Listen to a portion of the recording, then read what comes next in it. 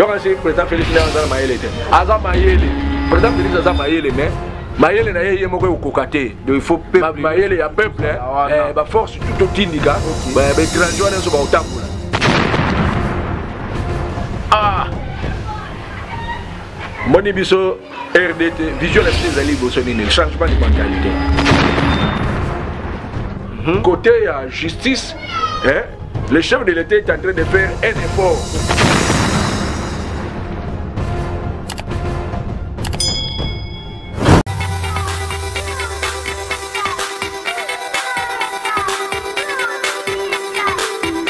C'est bien votre journaliste Ali Raphaël Kengele, le défenseur du bien. Vous êtes sur la chaîne Émergence, une chaîne qui vous pousse à aller vers le haut. Abonnez-vous très nombreux à notre chaîne et surtout mettez une pouce.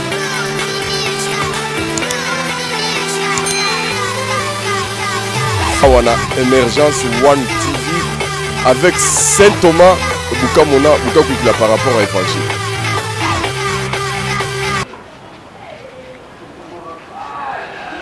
Mbote bandeko balandia Émergence One Télévision, Mbote bandeko balandia Masolo ya Mboka Oyo ezali présenté na Jazz Niembo, les logiciels de la presse congolaise, les journalistes républicains. Nazali na esenga kokuta na bino mokolo ya lelo ndenge boyebi tozaka toujours wana pona kopesa bino ba information à chaque fois que vous allez na posa na yango. Biso Émergence One TV totie ba moyen surtout to pesitan na biso pour être servir République démocratique du Congo et pas Iwapi à travers espace Oyo Neto Yambara Batu ya lolenge na lolenge à travers chaîne Nabino Oyo Bolingaka mingi Émergence One TV.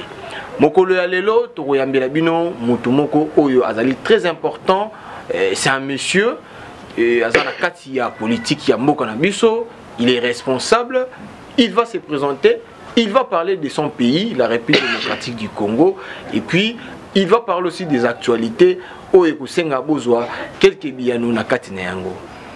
Mbote mwana mboka. Mbote monsieur le journaliste. Na sepeli ko yamba yo mokula lelo et puis na ndenge au répondre na invitation na biso ya masolo ya mboka. Merci beaucoup. Na ko sepela na bandeko balandi oyo bazo kolanda aussi présenter aux ali nani pe oye kuluka nini awa na émission na biso pour le banini. Merci beaucoup, monsieur le journaliste, pour m'avoir donné la parole. Na malobo pesinga boso na kobanda ko se présenter. Nazali coordonnateur national ya RDT. Donc RDT là ici Rassemblement des démocrates tshisekedistes. Kombo nanga ezali Gustave Nsiala Ziminderi. Donc, je suis le coordonnateur national. Ce qui est le lobo moninga le lobo bosso ya plateau à télévision. Na ye na plateau à télévision pour nous couper sa situation, appréciation nangai na ndenge mboka ezali kotambola. Voilà. Voilà na beaucoup c'est ba raison oyo memingai liboso na plateau na yo. Merci beaucoup. Moi na mboka outi ko se présenter bandeko balandi ba kolanda yo. Lelo si je n'habite mon couloir lelo tokolobela santé ya République démocratique du Congo. Andeko balandi boyebi que mboka na biso e ali na santé ya malamu te. Santé na ngo e ali ya simba. Na yango to yambaki lelo mwana mboka Gustave oyo tokomeka kobeta vraiment lisolo ya mboka par rapport ya ndenge santé na yango ezali ko se retrouver. Mwana mboka lelo tango yo kotala mboka na biso République démocratique du Congo, est-ce que to koloba to koki koloba santé na yango ezali kotambola malamu to santé ali malamu te? Na motune otuni ezali moto ya moko ya monene. Omone biso bato to wuti na lutte. Biso to wuti na lutte babandi à partir ya 1980. Au bengi régime ezalaki ya Mobutu ya dictature. Mobutu akendaki alobaki na discours na moko. Moi je pars. Mais après moi c'est le déluge. Mobutu atikaki mboka ba pillage et les kaki belé et kwesaki économie nyonso ya mboka na ba belé. Mobutu asalaki zarianisation. abotolaki ba entreprise ya ba mindele biloko wana nyonso epesaki conséquence économie ekweyaki na se mais lokola mobutu alingaki kotika pouvoir te rébellion ebotaki bomonaki mwana mboka musée Kabila ayaki awa asali marche de santé na ye abandi depuis est ti aye na Kinshasa watu walobi na ye papa zongisa baninga wana o baedaki bazonga na mboka na bango facture de la guerre ya lobi ba étranger bazali te bazali bana mboka bavandi guerre mosusu ebimi oyo yokaki ba Jean-Pierre Bemba ba Roubaix batona so babimisaki guerre or la guerre ne construit pas, la guerre détruit le pays. Ozwi sikoyo musée akufi Joseph Aye ba guerre zo continuer na est partout à la Nyosto ezali plus de 2000 km. Économie eza déstabilisée. Nakoki koloba bona mokuse. Conséquence ya régime ya Mobutu, ya Kabila, ya ba guerre wana Nyosto et quoi ça économie na biso kuteza na sous-sol te mezana dans les profondeurs du sous-sol. Oh là là. Pour na kozwa ba résultat nango lelo komona ngo na miso ezali difficile. Na ngonga oyo santé ya mboka ezali malamu te. Santé ya mboka na mboka oyo bengi Congo. Surtout d'abord sur le plan économique. Industrie ya Congo ezala mabele. Tozana ba usine te. Ba usine zo produire. Kufa ezate. Santé politique. Santé politique pe eza mobulu. Santé politique ezali mobulu tozo ko luka ko stabiliser politique ya Congo. OK. Bomoni mikolo le chef de l'État a joué ba mwamba mesure pour na ko luba ko cha état de droit. État de droit eza processus. Ezali ba effort muke président Félix Aolinga sala. Mais ko bongisa eloko ebeba des années. Ezali difficile. Babengi yango effort, donc ceux qui ba nommé yo bien ba voter na pouvoir musala na yo ezali pona koya ko sala effort ko bâtir mboka. Ko bâtir eloko il faut à la maçon. OK. Pose à la maçon, il faut à la patience. Babandaka te ko tonginda mbala moko mir bou. Babandaka brique moko. Bref, de manière globale, la situation du pays n'est pas bonne. OK. Et la situation n'est pas bonne. OK. Ndeko Aouti Koloba, moi Mboka Aouti Koloba, la situation n'est pas bonne. Mais est-ce que, bien que la situation n'est pas bonne, on pourrait dire Mboka Oyo, durant 18 ans, Nenge Bandeko, Bakei Nango, Nenge Bakenda na Yango. Dans 5 cas, il y a moi Mboka Félix Antoine Tshisekedi Ndeto Komonelaye avec beaucoup de volonté Oyazali na Yango pour na amika ko changer situation à Mboka. Est-ce que ça peut être possible? Et vous allez absurde. Et vous allez le couteau sur le lobby que dans 5 ans pour cette situation. Et c'est impossible. Pour perdre déjà 2 ans dans les cas. Et vous allez impossible à cause de l'effort. Pour tout ça, la liboulou. OK. La liboulou qu'on a bâti échelle. Pour bima, il faut mettre l'échelle. Ouais. Au cours de l'échelle, même il y a 100 mètres et continue à s'amabéler. Mais tant que vous avez une échelle, on a le colo, même on bâtit 20 mètres. Est-ce que vous avez le colo? Mais on sait quand même effort. Donc, pour construire le Congo, ça demande du temps. Ça demande du temps. Hypocrisie à côté. Mais, sans état d'âme. Mais, il faut pouvoir, il faut ça là. OK. Donc, il faut ça l'effort au mataka, pas à pas. Donc, pas un pas sans bata. Donc, il y a 1, 2. Parce que pour faire 100 km, il faut commencer par faire d'abord un pas. Il y a un moment, prenez dans le bac qui présente Fachi, ça le moins effort d'un côté de la justice. OK. Mais côté il y a. Mais justice, on peut moins mboka na tchao moi mon biza ndenge to ko monela yango za ya 2.2 mesures tindika chakal mbela minu mibale. Mais justice ya comment ça justice sur ba kilo ba fou ça. Et donc fou ça do ba donc et donc Polana ngo. Ce que so ya ko bongisa ngo. tant que au bongisango monter la kanaka ta foule ba c'est ça ba dans la mentalité wana ka ba na ta foule so continue na ta foule hein donc justice sikoyo to moni moi hein to sentir moi moi yiba ki boy ba mais qui ko interpeller moi effort ezali mais to ko sentir en côté moi effort ezali ouais et c'est ça l'effort qu'on doit faire donc fanatisme était côté justice hein. Le chef de l'État est en train de faire un effort. Ok. Le chef de l'État est en train de faire un effort, mais effort wana. Bon, il faut vulgariser, communicateur, il faut vulgariser en gros. C'est aussi un problème de la communication. C'est un problème de la communication, parce que le Congo n'est pas seulement Kinshasa. Ouais. Parce que faut botter là-bas. Baka ezala ba Ituri kuna. Hein? Baka ezala ba Ituri. Bato na bakoya kuna. Justice connaît ça la musalani. Ensuite, on dit qu'il expert dans dialogue. OK. Kuna na dialogue balobaki que installation. Quand on dit ma justice na mboko, faut pas installer tribunal international pour juger les crimes de guerre commis à l'est du Congo. Wana ndeko Denis Mukwege te mutauta oseke. Te wana to sina yona Sun City. OK. Balobaki installation. Donc moni ba parti lokola ba MLC, le loba beta makelele te. Hein? O PPRD ba ko cha ba makelele te. Moni IDPS. IDPS a zoneka bera pamba. Ozolanda. Donc justice ya mboko yo bat ba déranger qui en autant tu kenanga na Sun City, il faut asseoir une justice vraiment distributive.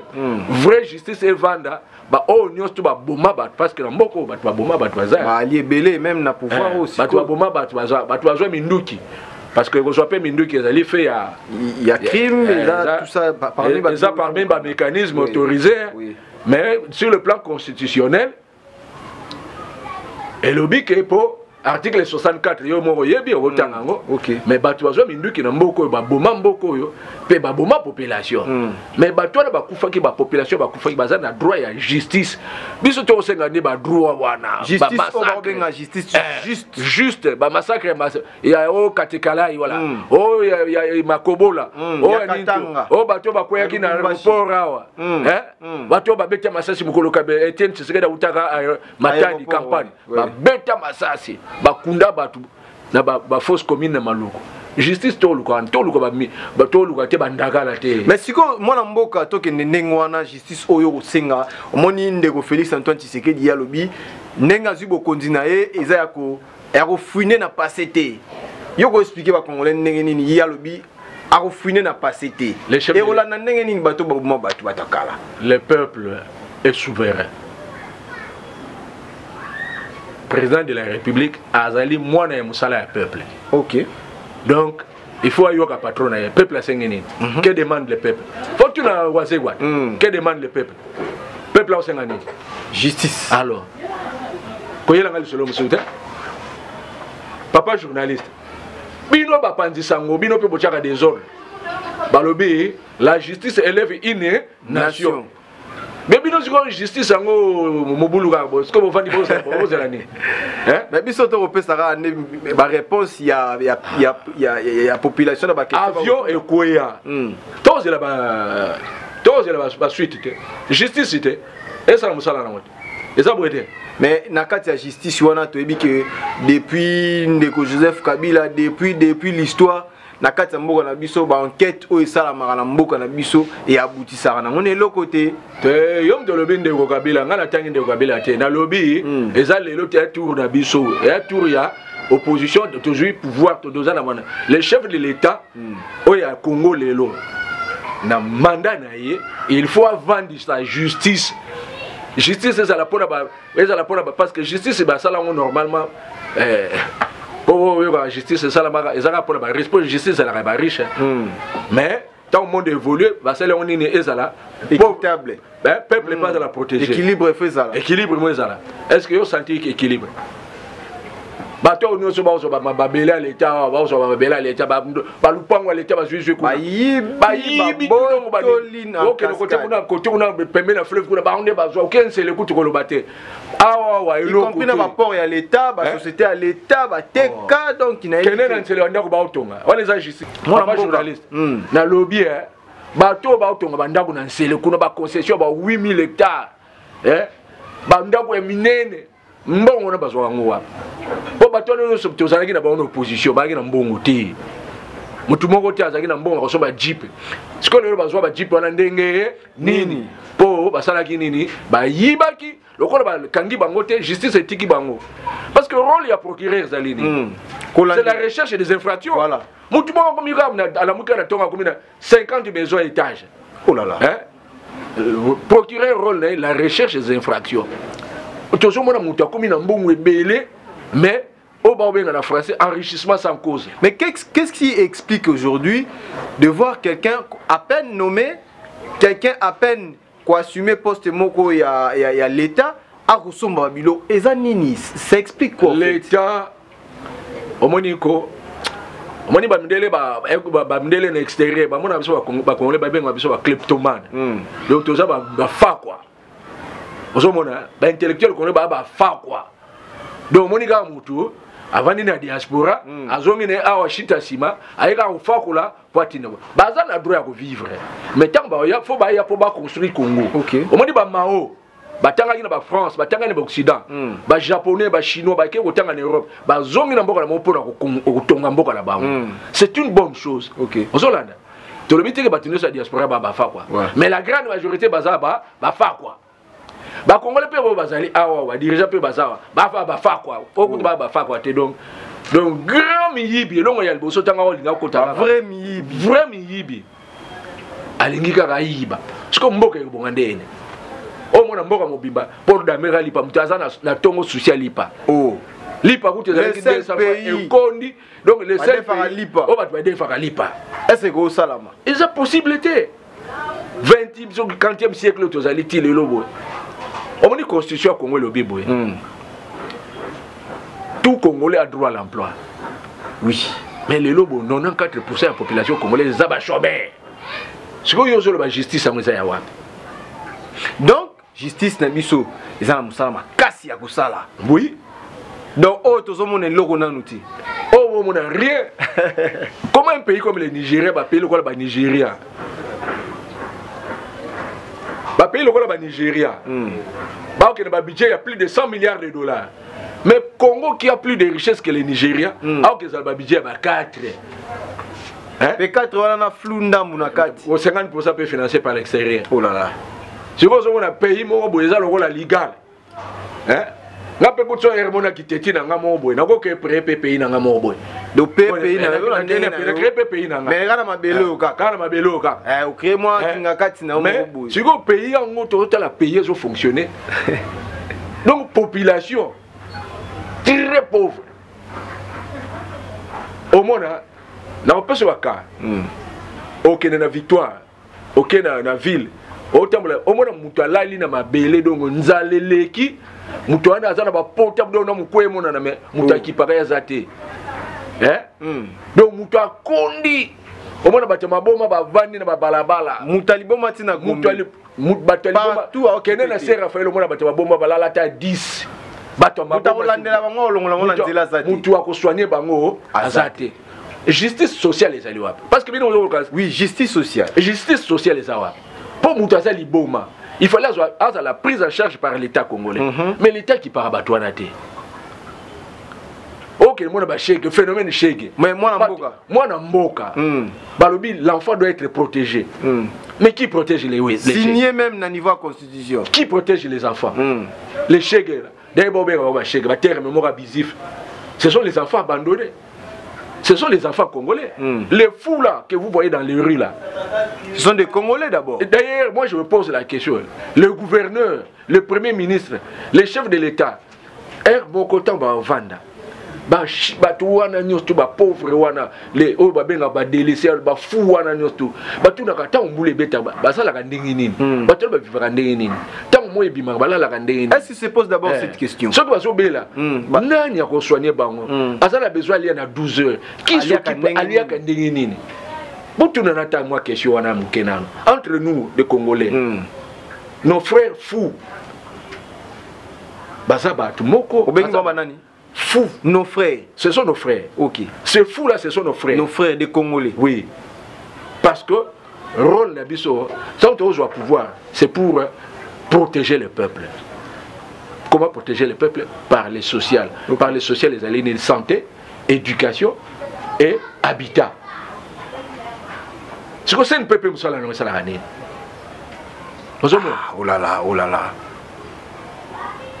Parce que bafou ba keseni maintenant monika bafou ba keseni bafou ba ba degré bafou pe normal ba alia oh monsieur na yoka ki politicien mo ba na sonia kuna na ki nepta abongi na ebité na ebité so abongi te mais to ki azongi déjà mais azu ba mbora. Voilà balamboka ya masolo ya Congo ezali moko émission pe sarabino elengi ezali moko émission o esalaka ke tambo Olanda biso boye to kobimisela bino nde biloko kati moni nyama tant tozui biloko kati wana bi yango nde zakelengi. Voilà bandeko balandi ya masolo ya mboka ebi boyebi ki ezali émission et pe sarabino elengi lelo to yambela kibino mwana mboka Gustave Ntiala oyo azali coordonnateur ya parti monene na kombo ya RDT oyo ezali ba parti ezali ko bunda pona changement na kati ya République démocratique du Congo. Mais mwana mboka Gustave Ntiala, dis-nous un peu makambo nostoro sulula. Est-ce que c'est pas un problème de gens? Parce que nous avons comme l'impression tokoki kobandaro loba makambo to loba chaque jour ya makambo to za ngona mboka, mais on se pose pas la question où ezali akati. Est-ce que mboka o ezana problème ya batuté? Monsieur journaliste, on est tuni motu ya nona sepeli nango. On est mboko ekitambola te pona nini. Eza question ya batuté. Question ya culture politique. Bato ba na pouvoir, baza éduqué. Oh là là. Baza éduqué politiquement. C'est important. Parce que pour y a la politique, soit aux sociaux-démocrates, soit aux républicains, soit aux colonisateurs. OK. Aujourd'hui mon babel est ba yaki pona ko beta batu fimbu, ba zui père na bino fimbu, sala musala père a produit ba bénéfice à danser, soit pour produire 10 tonnes, ba bendi 9 tonnes, c'est combien? Bino batikile bino tonnes, baotika tonnes wa. Oh, baotika ce qui ba miette moko bo pona bino. Ba ba ke otonga ngo na ba. C'est qu'on peut ba belge ba keyi. Tant ba belge ba keyi, ba tiki ba petit mo bo. Ba petit on peut culture politique et ça la quitter. OK. Et ça les gars ba parti politique quand idéologie mo bongo. Moni ba ba ko ezalaki, ba MLC ezalaki. OK. Mais il faut là parti le cola abako et salamina 51. Bagre ba dirigeant bazaka vieux mo conscient mais idéologie exacte. Parti le cola MLC salamina 58 idéologie né. Il y a un sérieux problème de la formation politique aussi. Oui. Problème est où t'en à partir de racine. Si quand le temps au côté, ba to le cola ba président le cola Kasafu ba président mo bazaki honnête. Très sérieux même. Très sérieux ba bon. Au moins moka vome zo tambula mutu ko bagisa ba mitwa ba train a bagisa mitwa ba bateau a bagisa ba nini ba benga ngode ba benga nini ba route ba route ba otonga mboka zo tambula au moins mera okene wenze donc zo ko da parler donc men ko donc mera uti wenze mera uti wenze na moi mo bona parler bino mona boye sengi mba di péter pomba de lelo pomba tango na ki ba saki bimisa mutu ba saki ko taba ko ngwana sengi na parler moi bodame. Le lait comment madi mon beaucoup piqué dans mon abakou moi mystique. Oh là là. Si comme tam soube madi pété. Oh. Et on attend on a moi qui tunga moga ba jambu. Ba kuiskuter za lakate. Beaucoup na tango kala to dame comme so so bimi na nini ba allié. Si ko to zonga na makambo na biso le mboka zo tambola te pona nini. Ba tu ba yina politique, ba ça la culture politique te za ka système oh moi na mai baile bale avant to leka. Mutu na biso za kuna wana pire mutu na biso. Moi na mai. Ona ya wana Jo va bien à Walter Mikilo, à Beta Chita Simana. A bien Betty Simita Simana, Damien Bang. Ah, et à Boulet. Et comment Mboka Yabana, Mboka Yabana, vraiment. Alors, ce qu'on boule, on est allé ni battre politique sans conscience professionnelle. Ok. Vous avez la ce que biso batu tant que vous êtes une école ba Tshisekedi biso batu RDT pour to le baki RDT zali regroupement des démocrates tshisekidistes biso ce que Tshisekedi boule na ye ezab to zakaba philosophie na été pour Tshisekedi atika philosophie te Tshisekedi azalaki na kati ya parti wa benga ezangi na idéologie socio-démocratique ce que ba socio-démocrate rôle ba zali ni ezali ba pauvre ba sali révolution va fonctionner va instaurer système démocratique donc égalité ya batu donc système partage équitable pour partage les égalité les équitable tant moto yé na système wana bona biso ba tshisekediste na bato ya IDPS to le barake biso pouvoir na biso to ko zwango pour asseoir un état une république véritablement républicaine.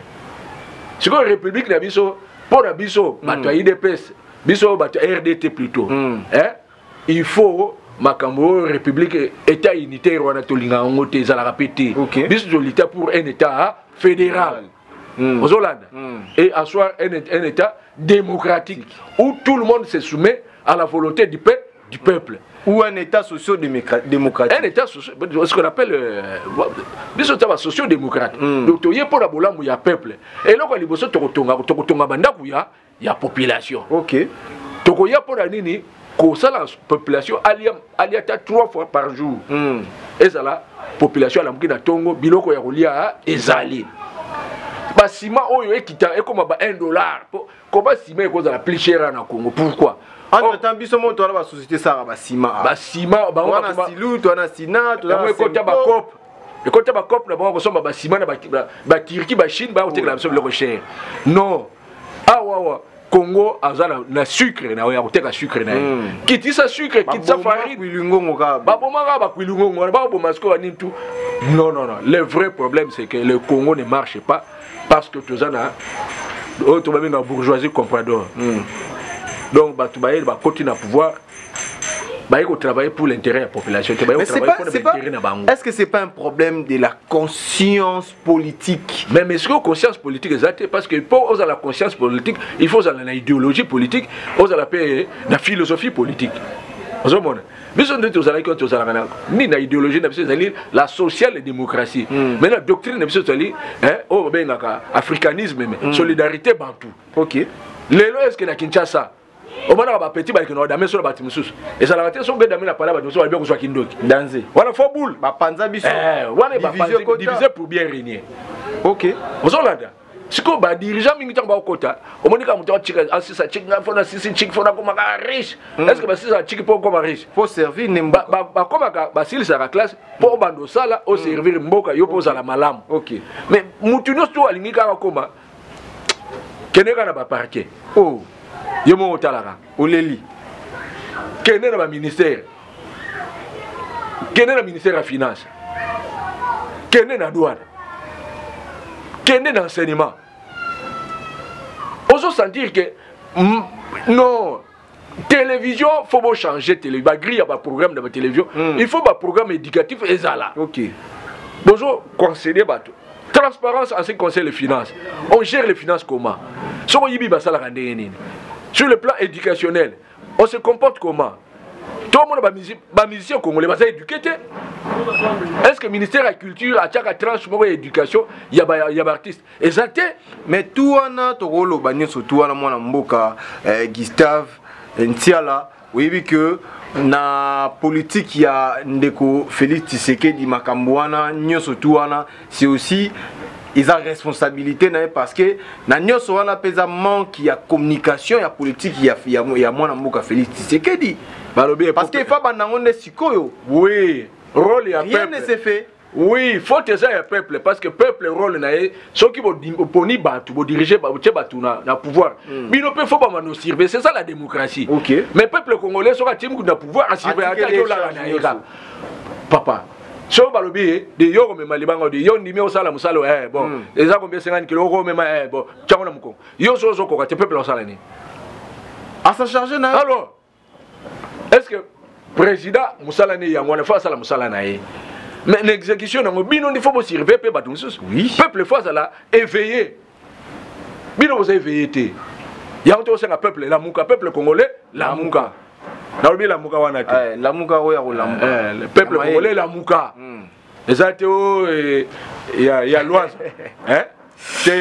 Voilà, merci beaucoup bande ko balandi boza ebele bozolanda émission na bino bolingaka mingi masolo ya mboka toko solola masolo ya mboka poete mboka eba kokende liboso changement eba kokota na kati ya changement ndeko sala que développement na makambo ya malamu pe makambo ya mabe ba kosila batu bozali ebele bo soutenir biso la ta nazotala na moni abiriwata mitano na oya ngoyo na part ya Cordon Mido, Arnaud Mido, yonde makambu pire petit à hérité wata oza vraiment hyper bon chose olanda biso na biso olanda biso mitano no yango wana na bosanité couple Carlos na mama Sandra Mbabu na niveau ya Londres baza hyper branché balandara toujours émission baza vraiment ba fanatique topé ba téléspectateurs ba internautes ya chaîne Émergence One TV na bosanité couple Candy Tiama na papa Francine Ndombe na niveau ya France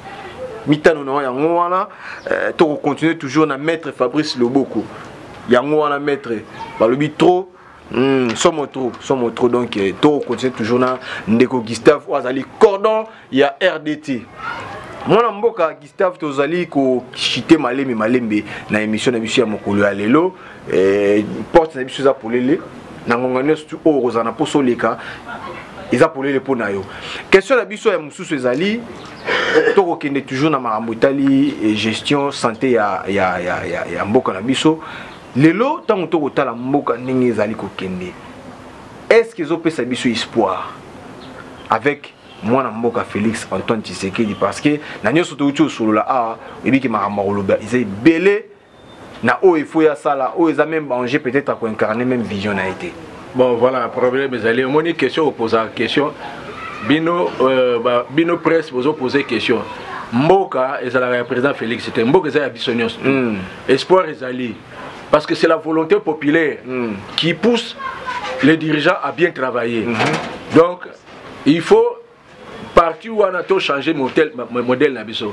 Donc espoir ezali parce que espoir ezali et outa na ndenge nini et outa na biso balobi ensemble nous sommes forts. Le président Félix aza yaza yemoko mais biso toza belé.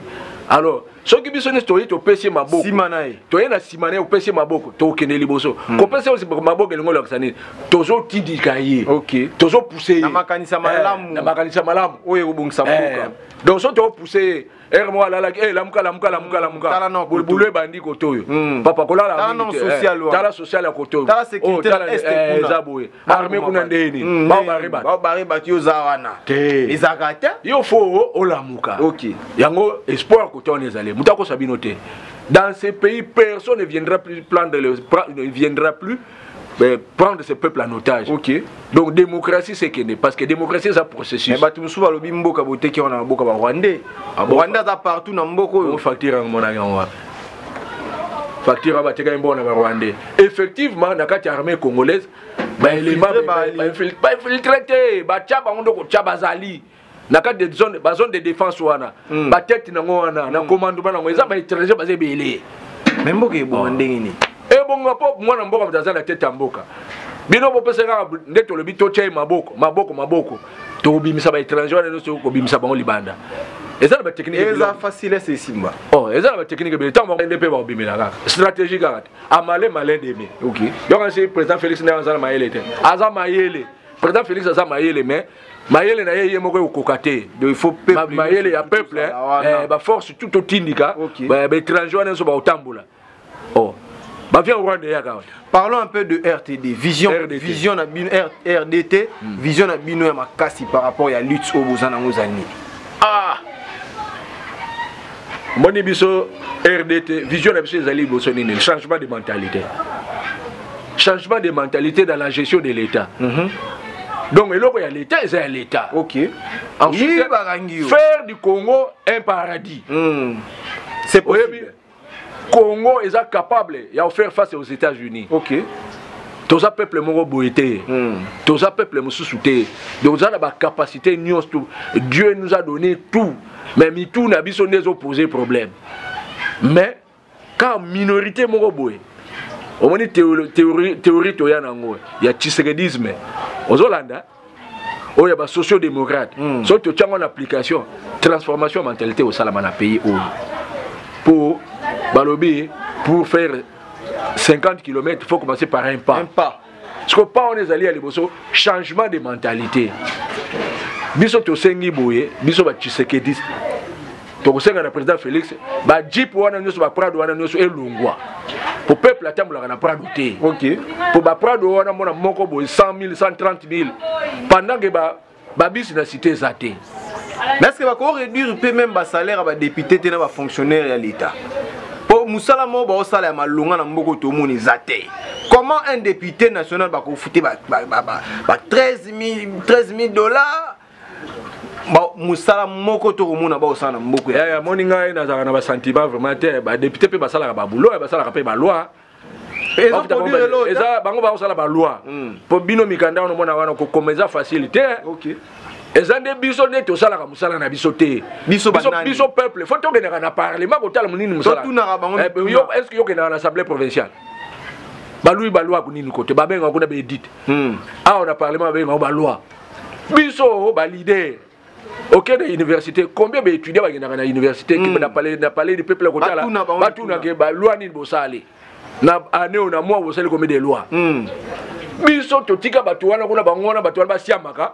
Ba peka ba jeep banin tout basala ndo ikiri na bango ba na bango abe ngoko cop na bango basala ikiri na bango biso siko ba yuma to vanda na cité musala ka kotala ba théâtre pamba qui n'amène rien au pays.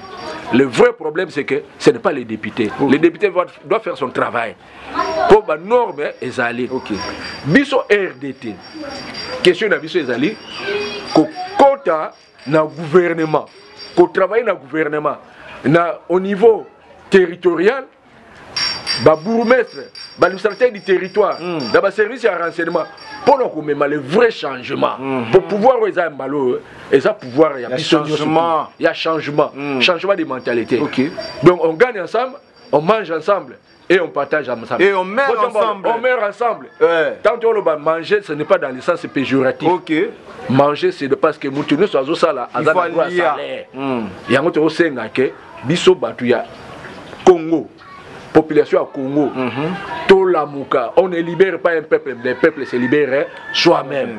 Mais leader, fois ça là. Pour leader, des fois, ça, ton la population, t'as la fois quoi, salabo, t'as la mouta salabo. Bino peuple, maboko. Merci beaucoup, mon amboka Gustave Ntiala, Azalaki moko ya invité na biso. À chaque fois que beaucoup banda robenga biso, s'il faut t'inviter. Torobanda Kolukae pour na aiba ko répondre na ba question na bino malheureusement to suki na maloba suka o uti koloba to comme na suka émission mokula lelo ngai nazalaki liboso awa étant que journaliste na bino Jazz Niembo les logiciels de la presse congolaise pour na ko yambela bino invité nyonso tout de marque oya kolinga aya kolobela mboka nae to comme na suka merci beaucoup na équipe technique. Ezaki wana na sima ya caméra na moni ndeko Kampaya.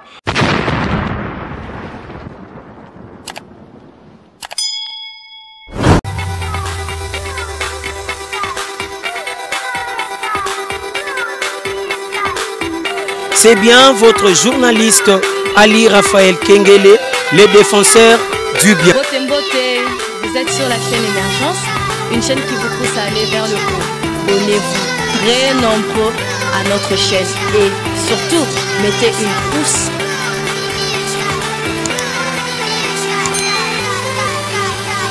Awana Émergence One TV avec Saint Thomas Bukamona Bukakwikila par rapport à Évangile.